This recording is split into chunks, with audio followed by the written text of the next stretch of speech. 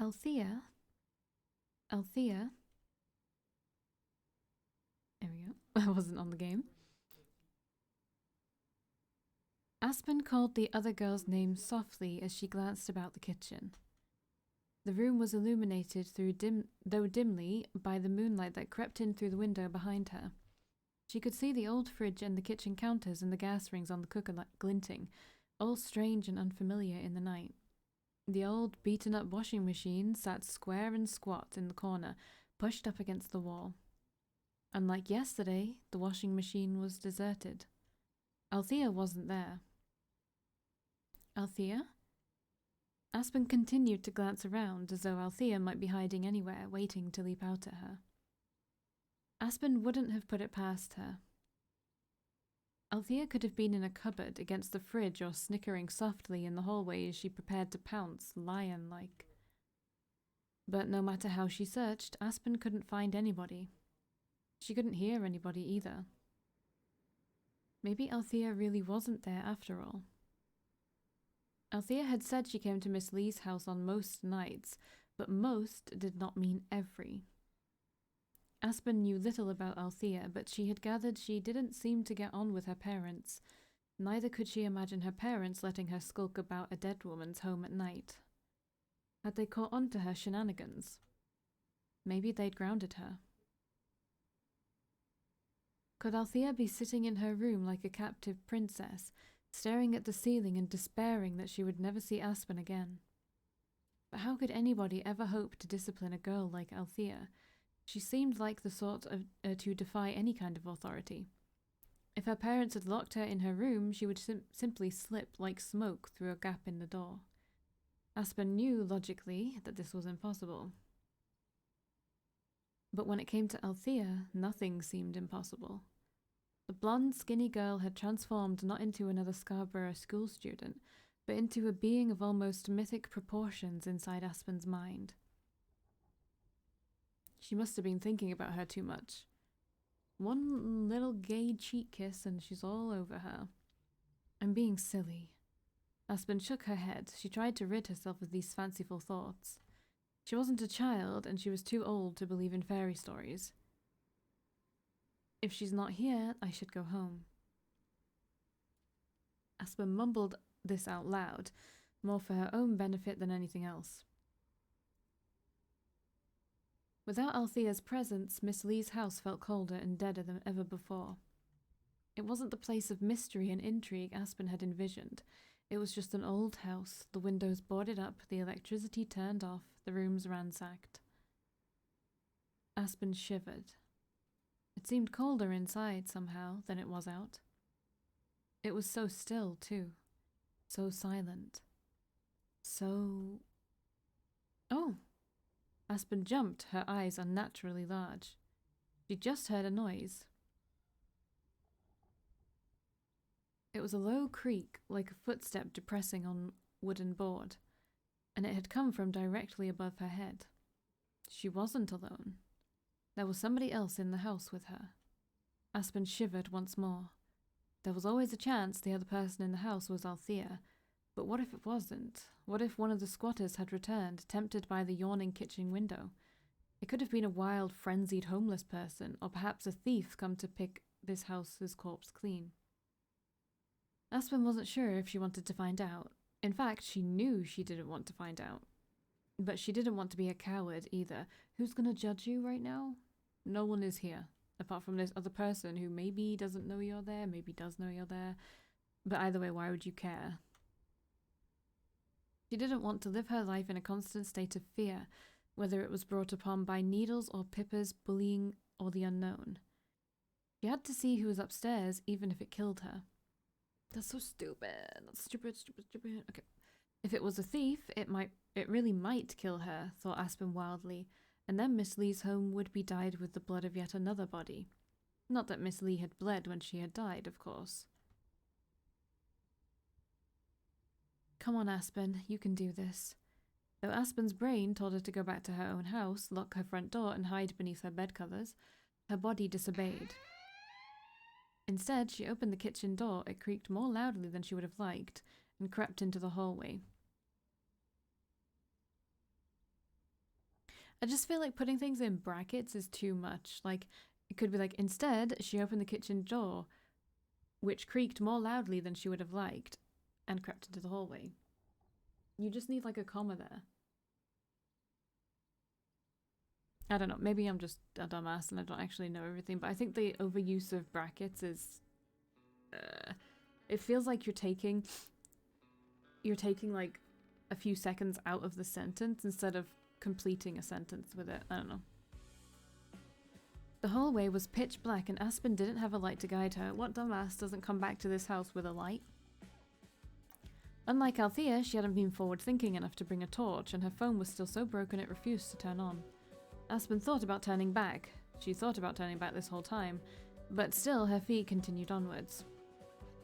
She knew the general layout of Miss Lee's house after all the time she'd spent there. Keeping her fingers pressed against the walls, Aspen navigated through the hallway. She sidestepped the small wooden table where the fake flowers and the old phone had once sat and made her way to the foot of the stairs. Miss Lee's stairs were very steep. The house had been built in the 1950s or so, before planners and designers worried quite so much about disabled access. Aspen had always wondered how Miss Lee, with her shuffling gait and her swollen legs, had managed to get up and down those stairs every single day. It must have been sheer willpower. Maybe some small part of Margaret still lived, despite the arthritis and the poor eyesight which racked her body. Aspen was familiar with every room on the ground floor of Miss Lee's home, but she'd never been upstairs before.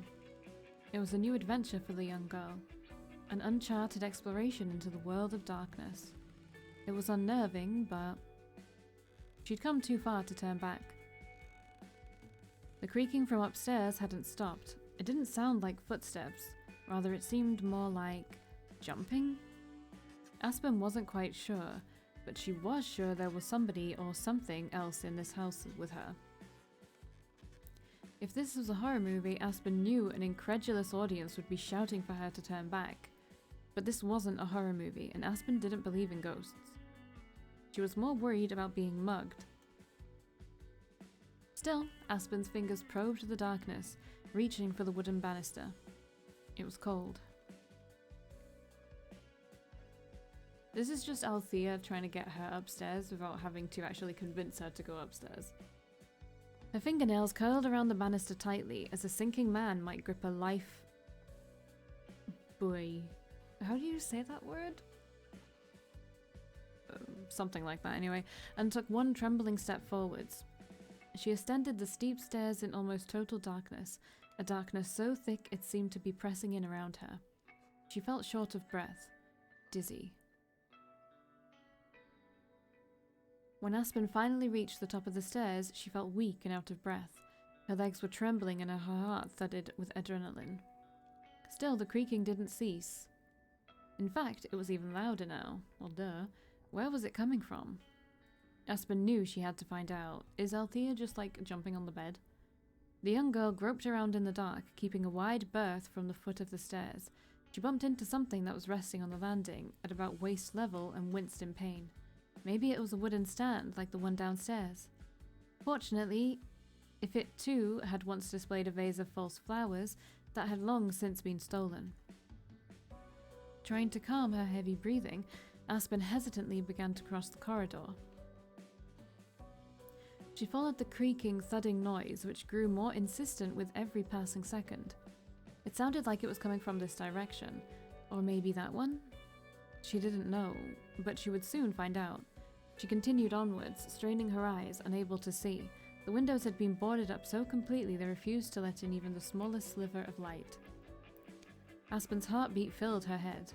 She could no longer tell the difference between the mysterious faraway creaking, which was not so very far away now, and the sound of her own footsteps. When she swallowed, she could taste mildew and mold in the back of her throat. Well, that's not good. It almost felt like the house was falling down around her. The texture of the old, flaking wallpaper beneath Aspen's fingertips finally changed. Her fingers brushed against a protrusion, the frame of a door maybe, and then a cold strip of metal. The door handle. From beyond the door, Aspen could hear the strange creaking noise. The person causing the disturbance, if indeed it was being caused by a person, must have been inside. All that separated them was a slab of wood. Aspen stood there for a few moments, frozen, like the little china ballerina that Miss Lee had given her for her 13th birthday. She expected, with every passing second, that the door would be thrown open and she'd come face to face with whoever lurked beyond it. A squatter, a burglar, or maybe a monster? It's Altheaaa, come on. Don't be ridiculous, monsters don't exist. If only Pippa and Valkii were there, Aspen thought briefly. They'd think she was such a fool. But she'd had an argument with Pippa and Valkii wasn't talking to her, and she was in this house all alone, and if she really did get stabbed by a robber, nobody would know where she was and nobody would be able to help her. This is such a bad idea. But Aspen's fingers tightened around the door handle all the same, wetting the brass with her sweaty palm. She twisted the handle, pushing the door inwards, and... Who dis? Ah, the young girl stood there, framed in the doorway, and stared. The room beyond was a relief from the darkness that filled the hallway. It was illuminated, albeit dimly, by several candles, which were arranged in a neat circle like a fairy ring on the floor. These candles, all thick and fat and slowly dripping wax, didn't quite manage to light up the darkest corners of the room, where the shadows still lurked, but they picked out enough details with their yellow halos. It was Miss Lee's bedroom, or at the very least it had been. There was a bed in the corner which had been stripped of linen and sheets, leaving behind only a mattress perched on a wrought iron skeleton. There was a bedside table, made of a similar wood to the table in the hallway, but it was bare. The floor was made of wood too, the boards scuffed and marked and dirty. Perhaps there had been a rug on the floor at some point, but it was no longer there. There were no pictures on the walls, no china figures on the shelves. The room was depressingly empty save for one key feature. There, standing in the middle of the candlelit circle, balancing on one leg with her fingers aloft, was Altheaaa. Duh. Oh look, she's a ballerina. It's almost like she's Charlotte. It had been years since Aspen had last stepped foot in a ballet studio, but she recognized that pose. Altheaaa was standing in Esche? I don't know, I'm so sorry, I don't know French. Though her arabesque leg wasn't pointing at the perfect 180-degree angle. Neither was Altheaaa standing on point, but that was probably a blessing. Altheaaa was still wearing the same flat, black shoes she had worn during the previous 2 days.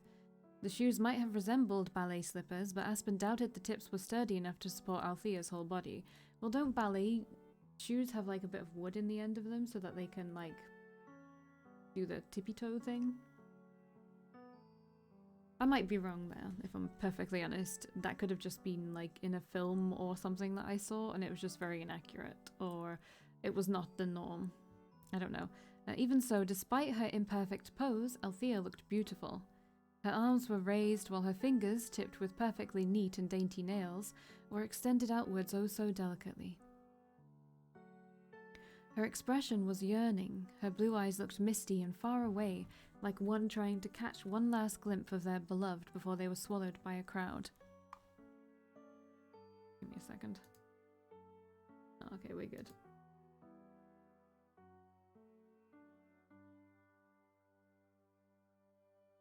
Okay. Her hair tumbled around her shoulders, each individual strand flickered in the candlelight. Shadows pooled beneath her eyes, which looked larger than ever before. Her eyelashes fluttered and her low lip trembled, perhaps with the effort of sustaining such a pose for so long. She wore the same white dress she had worn previously. Its hem fluttered about her legs, perilously close to the candles, and Aspen was struck with a horrifying vision of Altheaaa going up in flames. That used to happen to ballerinas back in the olden days, Miss Russian Lady had said. The Russian ballet mistress, with her sweeping eyeliner and dramatic eyebrows, had told her troupe of girls all kinds of frightening stories. The gauze costumes those dancers wore in the 19th century were dangerously flammable, Miss Russian Lady had said, casting a sweeping glance amongst her girls, and the stages were lit with gas lights, danced too close and whoosh, up in smoke. And she had thrown her hands up to demonstrate, with a zeal Aspen had found mildly disturbing. You girls won't burn to death like poor Emma Livery, But do be careful, make sure your shoes are tied securely on your feet, and I don't want any of you falling off the stage. Your parents would murder me. Miss Russian Lady had always sounded a little too enthused when she talked about murder. Aspen couldn't share her enthusiasm, but she couldn't shake the ghostly images of Altheaaa alight, flickering behind her eyelids like fireflies. Aspen continued to stare, unable to turn her head away. Althea's gaze was concentrated upon her own reflection, which stared back at her from the broken mirror set into Miss Lee's vanity table. She's not facing the vanity table, though I see it in the corner there. This is the vanity table, right? This looks like a mirror anyway. Whatever. 15 Altheaas looked back at her, their arms outstretched, their eyes wistful, yearning, longing. The candles continued to flicker. The white dress, the broken glass, and the candlelight looked like stills from a movie. Hitchcock, maybe. If there was a broken mirror, it had to be a psychological drama, or else horror. Then, with a small sigh, Altheaaa placed her foot back on the ground, and the illusion was broken. Altheaaa was no longer a beautiful ballet dancer pushing herself to the limit, while threatened by the flames that flickered around her. Instead, she was a normal girl, slightly more mischievous than most, who liked to make people squirm. She seemed to like making Aspen squirm most of all. Maybe that was why she smiled so widely when she faced Aspen, whose cheeks were pale with residual anxiety, and dropped a neat curtsy. Aspen, I didn't think I'd see you here. I think that should be my line. Oh, what's wrong? Altheaaa raised an eyebrow. You don't look very happy today. I'm not happy. I was worried. I mean, why weren't you waiting in the kitchen for me? I was waiting for you, but I got bored. I thought you might appreciate my company more if you had to go looking for it. Well, I didn't appreciate it. I could hardly see in the dark, and I had no idea where you were, or if you were even here. I was so scared. Couldn't you hear me practicing? I could, but I thought you might have been a squatter. A squatter practicing ballet? Now that'd be something amusing. Altheaaa laughed, as though this whole situation really was quite funny. Aspen didn't laugh along with her. Instead, she pouted, her arms crossed, and scuffed the naked wooden floorboards with the tip of her trainer. I really was scared, you know. I thought about going back home. But you didn't. No, I guess I didn't. I knew it. What do you mean? I knew you wouldn't turn around and leave without seeing me. You're obsessed with me after all. Altheaaa said it casually, in a matter-of-fact way, but Aspen could feel her face heating up at the insinuation. I'm not obsessed. You've come back to see me twice now, though this isn't the nicest of meeting places. I'd say that's pretty obsessive, wouldn't you? Althea's eyes seemed to shine in the candlelight. The orange and yellow glow of the candles flickered inside her irises, and her gaze smoldered. Were you... Aspen paused, she inhaled. All of a sudden, the room felt far too hot. Were you... messing with me? Maybe? I thought it might be fun to make you squirm. But why? I wanted to see if you liked me enough to come looking for me, I guess. I figured you would, and I'm glad I was right. No matter what you say, you must like me a little. Altheaaa linked her white arms beneath her back and peered up at Aspen. Or maybe a lot? I don't care about you that much. Sure, let's go with that. But you're a terrible liar, you know? Aspen opened her mouth to object, but Altheaaa wasn't listening. She was stretching again, one arm over her head and the other at her side, her right leg extended. Aspen knew this pose too. It was another ballet position, the fourth. It was one of the basics Aspen had learned during her first few ballet lessons, but she'd never been able to do it quite right. Her fingers always seemed too short and stubbly, and she couldn't curve her arms elegantly enough. Not like Altheaaa. The other girl stood like a real dancer, a prima ballerina upon the stage. Why are you dancing in a circle of candles? Why not? It's atmospheric, isn't it? It looks like a ritual, like you're going to summon a demon. A demon, Althea shifted into the 5th position, both arms held over her head and her fingers curved inwards. That might be fun. For a few moments, Althea looked so strangely commanding, surrounded by the flickering candlelight with her arms aloft, that Aspen started to wonder. Althea couldn't really summon demons, could she? If she could, there'd be no better place to hold a ceremony, because someone died here. You realize someone had probably died in your house too, Aspen, at some point. It was a dark night, though not stormy, and they were in a dead woman's house that creaked and moaned and sighed. A portal to hell wouldn't look so very out of place in this dingy, dusty room, where Miss Lee had once slept and brushed her hair and applied her makeup. Aspen swallowed. She shook her head. She was being silly again. You're good at ballet. I know, I've had practice. Do you go to lessons? No, I just like to keep myself occupied. Of course, Althea hadn't been to lessons. She was just naturally talented, unlike Aspen. She made it all look so easy. It just wasn't fair. I used to go to ballet class when I was younger. You quit? When I started secondary school. Why? I couldn't keep up with the others. I was stiff and awkward and everybody used to tease me. It was embarrassing and I knew I was wasting my time. I'll never be a ballerina, so there was no point trying. I see. So, do you sing in the shower because you want to join the opera? I don't sing in the shower. I meant hypothetically. Althea lowered her arms. She brought them down to her sides, smoothing down the fabric of her white dress. Who cares if you're not going to be a ballerina? I won't be either. I'm just enjoying myself. You have more of a chance of being a ballerina than I do. No, I don't. Althea answered so quickly with a tinge of bitterness to her voice that Aspen was momentarily taken aback. Why did she sound so sure about her response? It was hard to be a ballerina, yes, it required years upon years of practice. Miss Russian Lady had always harped about the rigorous training she'd undergone as a girl, not that Aspen had been able to envision Miss Russian Lady as a young girl. Miss Russian Lady said she used to dance until her shoes fell apart and her toes bled, like the enchanted queen in the old Snow White story. She never sounded upset when she relayed these tales, however. Instead, she spoke of her training with fierce pride, as though there could be no worthier cause of self-mutilation. To Miss Russian Lady, ballet was more sacred than any religion. She had devoted her life to it and was prepared to die for it. Aspen didn't have that kind of resolve, not just about ballet, but about anything. What about Althea? Hey. Aspen exhaled sharply and took a step back. All of a sudden, Althea was in front of her, close, maybe too close.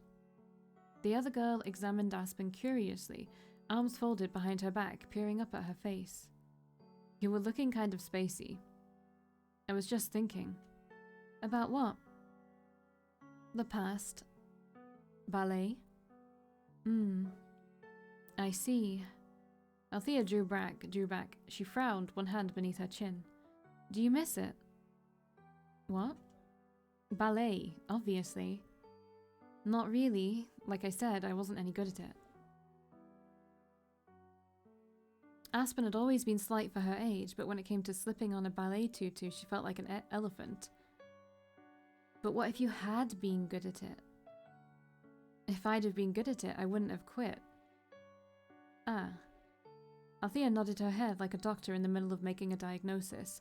Aspen wondered whether it would be good news. Though in her case, it was rarely good news. So, you didn't want to quit. I just don't want to make a fool out of myself. Well, there are only 2 of us here now, and I won't laugh at you. You laugh at me all the time, and you called me stupid. Then I'll try to hold it in, the insults too. I like dancing and I don't get the chance to do it much. Why don't you dance with me? Althea held out her hand, her palm turned upwards. The pale skin of her palm looked faintly yellow when backlit by the candlelight. Aspen looked at Althea curiously. Was it true that she didn't have any fingerprints? Aspen was always almost 90% sure that was a silly joke, but now she was beginning to wonder. I don't know if you'd want me to dance with you. I'm not very good. It's fine, I am very good, and I can take care of you. But I'll step on your toes. I'll move them out of the way in time. Or knock over a candle. Oh, Aspen. Aspen gasped as Altheaaa suddenly seized her hands. Though Altheaaa was slight and fairy-like, she had a surprising amount of strength. Her grip was tight, almost painful, and Aspen winced. Stop making up excuses. Live a little. I thought you were trying to be braver. I am trying, but I'm not a very brave person. You managed to stand up for yourself against those so-called friends of yours. You came back to this house to meet me, in the dead of night, no less. You even climbed those steep stairs in the dark and tried to find me, though you didn't know I'd be here. I think that's plenty brave. Why stop now? But Shh.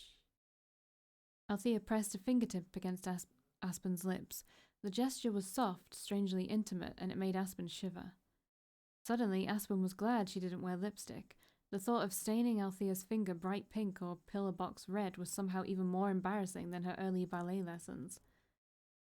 Just follow my lead, I won't rush you. I'll keep you safe.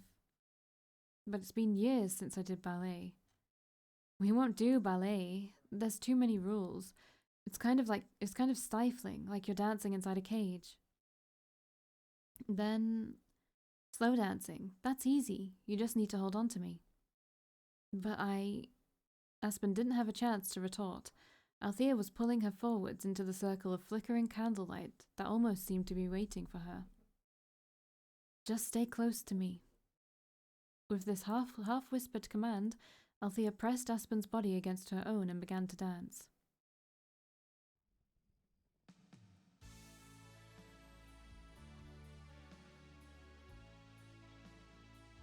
Sometimes some of these songs they have a very familiar beginning bit and then it goes into something different. Yeah, anyway. That da, da, da, da, that reminds me of the song.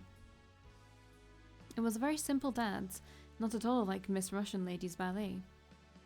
The two dancers were hemmed in by the circle of candles that surrounded them. Altheaaa couldn't walk for more than 3 steps in any direction, but that didn't stop her. Her movements were fluid, just like water, and almost mystical. The hem of her dress fluttered close to the candlelight. Too close. She was flirting with danger, even with her slow, relaxed steps, but Altheaaa didn't seem to care. In fact, she relished it. Aspen opened her mouth, ready to tell her to stop, to turn, to twist away, but Altheaaa was 1 step ahead of her. She danced out of the way of the naked, flickering flame just in time. Aspen stared at Altheaaa, her eyelashes fluttering, and slowly relaxed into the dance. In time, Aspen let the other girl guide her across the wooden floor, offering no further thought to the candlelight. Even if Althea's dress caught alight, and the two of them went up in flames, she wouldn't tear herself away. Oh, come on. Whenever Aspen had danced before, she had always felt big and lumbering and clumsy. She had hated the way her body looked in her skin-tight leotard, and she had hated herself for being so far behind the other girls, and she had especially hated the mirrors that lined the walls of Miss Russian Lady's studio because they didn't let her pretend she was better than she was. Those mirrors had shown her every single one of her imperfections in stark detail, which had made the young girl feel worse about herself than ever before. When she was with Altheaaa, though, she didn't have to look at herself. Aspen was content to look at her partner instead. She really is pretty. Thank you, I do my best. Oh. It wasn't until Altheaaa responded that Aspen realized she must have spoken out loud. Her face turned red and Altheaaa laughed, her fingers skittering down Aspen's back to rest in the hollow where her spine ended. You're very sweet, Aspen. Sweet? Mm-hmm. I could just eat you up. And maybe, Aspen thought dreamily, her thoughts slow and sluggish, she'd let her. I'm really happy I met you. You are? That's right, you're fun to play with, and you're very fun to tease. I'm not a novelty item, you know. I know, you're delicate, that's why I'm taking such good care of you. You threatened to stab me yesterday. I say a lot of things I don't mean. Did you mean it when you said you were happy you met me? That should go without saying, silly. And when you said I was pretty? You're not just pretty, you're adorable. You're wrong, you know. Oh, really? Altheaaa pressed Aspen even closer, if such a thing was possible, and placed her fingers beneath her chin. She dipped Aspen's head upwards. Aspen was shorter than Altheaaa, despite Althea's flat black shoes, and peered into her eyes. I think I'll be the judge of that. As Aspen stared into Althea's face, her mind reeling, she found herself thinking of something, or to be more precise, remembering. Altheaaa really did look familiar. You remind me of somebody I know. But this, apparently, was the wrong thing to say. Though Althea's fingers remained on the small of Aspen's back, her eyes narrowed and her lips drew into a straight line. Oh, I do I? That's right. Is that a problem? It isn't a problem per se, but I hear that a lot. People always say I remind them of something or somebody else. Really? Aspen tilted her head, confused. Altheaaa was so fiercely individualistic, it seemed strange she was likened to others on a regular basis, but maybe that was why she acted the way she did. Maybe she was trying to distance herself from all those other girls who supposedly looked and acted like her. For once, I'd like people to say that I remind them of me. I'm sorry. Oh, don't be sorry, it isn't your fault, dummy. But I upset you. I'm not upset, just annoyed. That isn't much better. Aspen looked down at her feet, which were still moving in step, somehow, with Althea's. If it makes you feel any better, I think you're a very good dancer. You've already said that. I know, but I wish I was as good as you. Not just at dancing either. I mean, I wish I could be as confident as you are, and as fierce and as bold. I'm so quiet, people always tease me, and I never say anything back. I can't. I don't know what to say, but I bet you would. Oh, I always have things to say. Whether or not they're the right things, I don't know. I don't know what I want or what I'm doing half the time. But you always look so confident. Yeah, it looks like it, but it's just an act. Sometimes I don't even know who I really am. I don't know which bits of me are real and which bits aren't. Maybe none of it's real? You feel real to me. Then we're both dreaming. We're sharing a dream together. How can you share a dream? I don't know. Maybe I'm dreaming of you and you're dreaming of me. Maybe we dreamed each other. Maybe everything in this world's a dream. Aspen was still less than convinced about Althea's missing fingerprints, but it didn't seem so very far-fetched that this might be a hallucination. It must have been the candles. We will continue this stuff in the next video. Bye!